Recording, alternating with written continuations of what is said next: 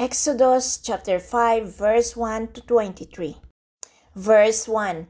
Afterward Moses and Aaron went to Pharaoh and said, "This is what the Lord, the God of Israel, says. Let my people go, so that they may hold a festival to me in the wilderness." Verse 2.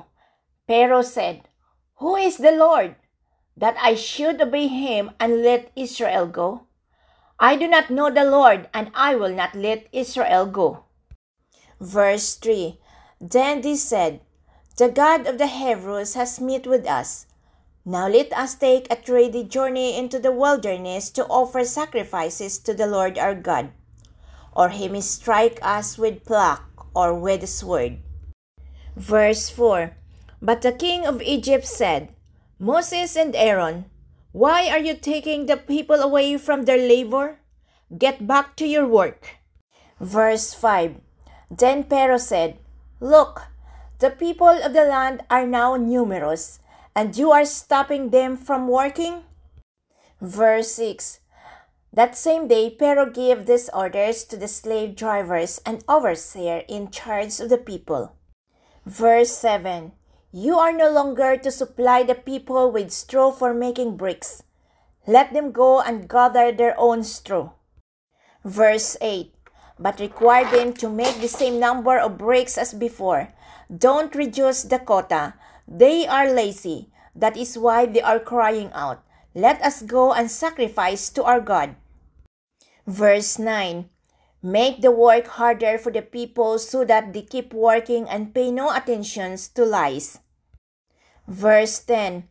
Then the slave drivers and the overseers went out and said to the people, "This is what Pharaoh says. I will not give you any more straw." Verse 11. Go and get your own straw wherever you can find it, but your work will not be reduced at all. Verse 12. So the people scattered all over Egypt to gather stubble to use for straw. Verse 13. The slave drivers keep praising them, saying, "Complete the work required of you for each day, just as when you had straw." Verse 14. And Pharaoh's slave drivers beat the Israelites overseer they had appointed, demanding, "Why haven't you met your quota of bricks yesterday or today as before?" Verse 15. Then the Israelite overseers went and appealed to Pharaoh, "Why have you treated your servants this way?" Verse 16. Your servants are given no straw, yet we are told, "Make bricks." Your servants are being beaten, but the fault is with your own people. Verse 17. Pharaoh said, "Lazy, that's what you are, lazy.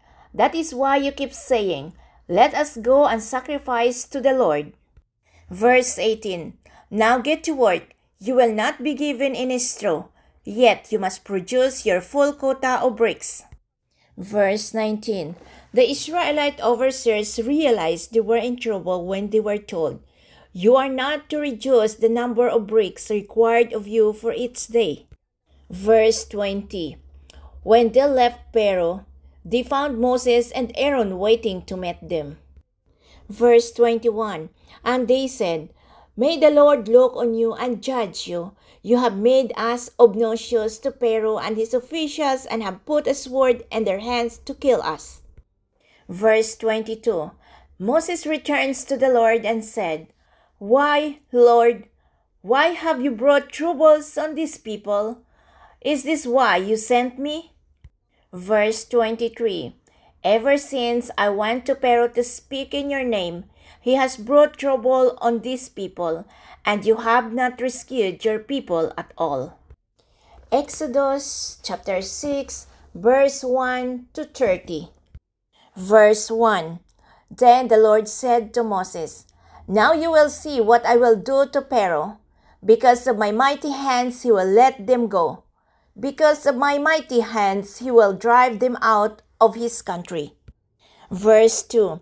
God also said to Moses, "I am the Lord." Verse 3. I appeared to Abraham, to Isaac, and to Jacob as God Almighty, but by my name, the Lord, I did not make myself fully known to them. Verse 4. I also established my covenant with them to give them the land of Canaan, where they resided as foreigners. Verse 5. Moreover, I have heard the groaning of the Israelites, whom the Egyptians are enslaving, and I have remembered my covenant. Verse 6. Therefore, say to the Israelites, I am the Lord, and I will bring you out from under the yoke of the Egyptians. I will free you from being slaves to them, and I will redeem you with an outstretched arms and with mighty acts of judgment. Verse 7. I will take you as my own people, and I will be your God. Then you will know that I am the Lord your God, who brought you out from under the yoke of the Egyptians. Verse 8. And I will give you to the land I swore with uplifted hands to give to Abraham, to Isaac, and to Jacob. I will give it to you as a possession. I am the Lord. Verse 9. Moses reported this to the Israelites, but they did not listen to him because of their discouragements and harsh labor. Verse 10. Then the Lord said to Moses. Verse 11. Go, tell Pharaoh king of Egypt to let the Israelites go out of his country. Verse 12. But Moses said to the Lord, if the Israelites will not listen to me, why would Pharaoh listen to me, since I speak with faltering lips? Verse 13. Now the Lord spoke to Moses and Aaron about the Israelites and Pharaoh king of Egypt, and he commanded them to bring the Israelites out of Egypt. Verse 14. These were the heads of their families. The sons of Reuben, the firstborn son of Israel, were Hanok and Palu, Hezron and Carmi. These were the clans of Reuben. Verse 15. The sons of Simeon were Jemuel, Jamin, Ohad, Jachin, Suhar, and Shaul, the son of a Canaanite woman. These were the clans of Simeon. Verse 16. These were the names of the sons of Levi according to the records: Gershon, Kohath, and Merari.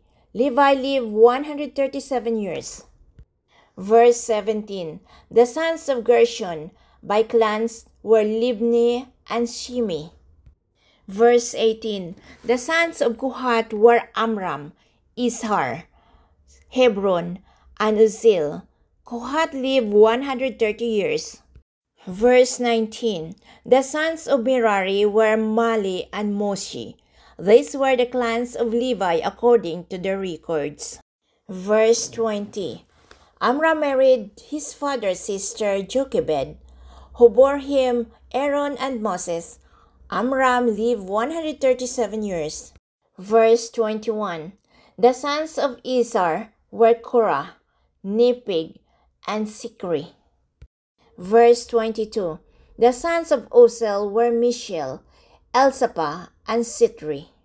Verse 23. Aaron married Elisheba, daughter of Aminadab and sister of Nashon, and she bore him Nadab and Abihu, Eleazar and Itamar. Verse 24. The sons of Korah were Asher, Elkanah, and Abiasaph. These were the Korahite clans. Verse 25. Eleazar's son of Aaron married one of the daughter of Putiel, and she bore him Phinehas. These were the heads of the Levites' families, clan by clan. Verse 26. It was this Aaron and Moses to whom the Lord said, Bring the Israelites out of Egypt by their divisions. Verse 27.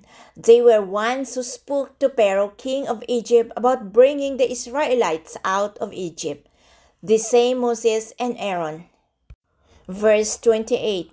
Now when the Lord spoke to Moses in Egypt. Verse 29. He said to him, I am the Lord. Tell Pharaoh king of Egypt everything I tell you. Verse 30. But Moses said to the Lord, Since I speak with faltering lips, why would Pharaoh listen to me?